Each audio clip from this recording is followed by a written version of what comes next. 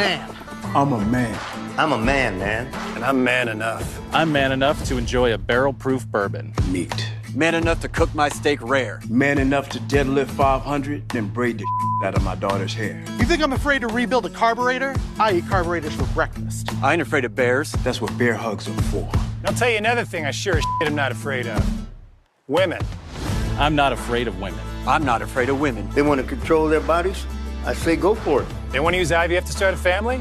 I'm not afraid of families. They want to be childless cat ladies? Have all the cats you want. Woman wants to be president? Well, I hope she has the guts to look me right in the eye and accept my full-throated endorsement. Because I'm man enough to support women. Man enough to know what kind of donuts I like. Man enough to admit I'm lost, even when I refuse to ask for directions. Man enough to not ban young women from reading Little Women. Or one of those pants books that the sisters like. I'm man enough to raw dog a flight. It sucked. Not worth it. I'm man enough to be emotional in front of my wife. In front of my kids. In front of my horse. I'm man enough to tell you that I cry at Love Actually. Good Will Hunting. West Side Story. That and Predator. And I'm sick of so-called men domineering, belittling, and controlling women just so they can feel more powerful. That's not how my mama raised me. I love women. I love women who support their families. Women who decide not to have families. Women who take charge. And I'm man enough to help them win. All men. You know, I think men are in crisis, actually, in this country.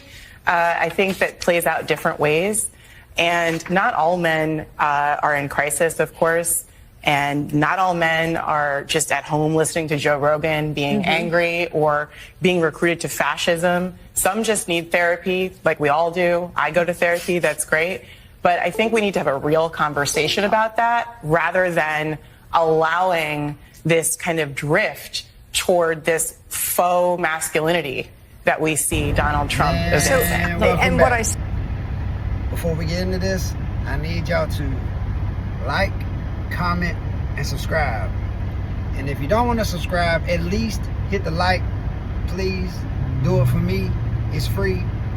Yeah, I like that little slogan. But yeah, and if you're feeling frisky, leave a comment. I have to watch what I say, so you might see me pause for a second here and there because I've had to re-record this 2 times because I offend people of the alphabet, and I'm trying not to lose or get struck, or I want to get this monetized eventually, and that's why you need to subscribe. Help your boy out. I am a trucker. I'm in the truck.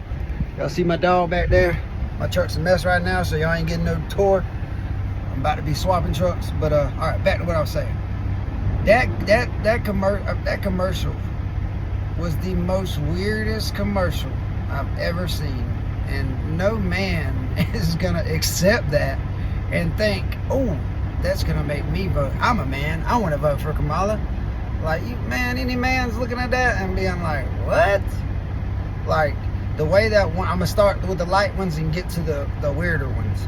The first comment is the way the man said he could deadlift whatever and braid the shit out of my daughter's hair. Like, bro, you don't say it like that. You braid your daughter's hair. I can braid my daughter's hair, and I'm a man, but I'm not gonna say it in the way he said it.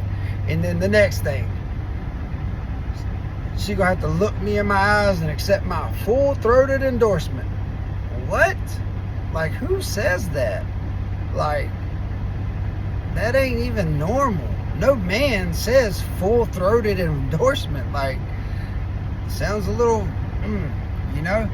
And then the next one, raw dogging a flight. What does that even mean? I know what raw dogging a flight. I mean, I know what raw dogging means, but raw dogging a flight? What are you talking about? And then, you know, after all that, I played the clip of the host talking about men are in a crisis. No, the only men in a crisis is the ones that actually see that commercial and think, I'm gonna vote for Kamala now. Like, that man, a man that sees that commercial and that persuades him might be in a crisis, because no man is looking at that commercial and thinking, yep, that's it, this got me.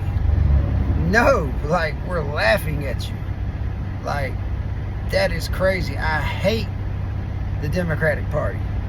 I hate them with a passion, because all they do is they lie and deceit, and they pander, and they if they lose 90% of the black vote, it's over. And they have. And that is wrong.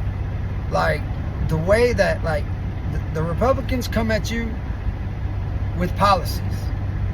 They don't bring rap artists.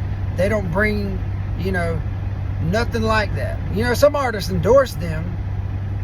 The Democratic Party don't bring no policies and brings Megan Thee Stallion and Quavo.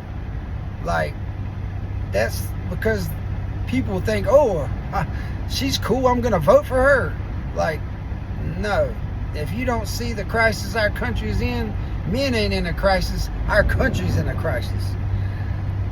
And we got to get them people out. But that's all for today. I'm going to keep posting. It's a slow process. We at 140 on the way to 140K. I'm speaking it into existence.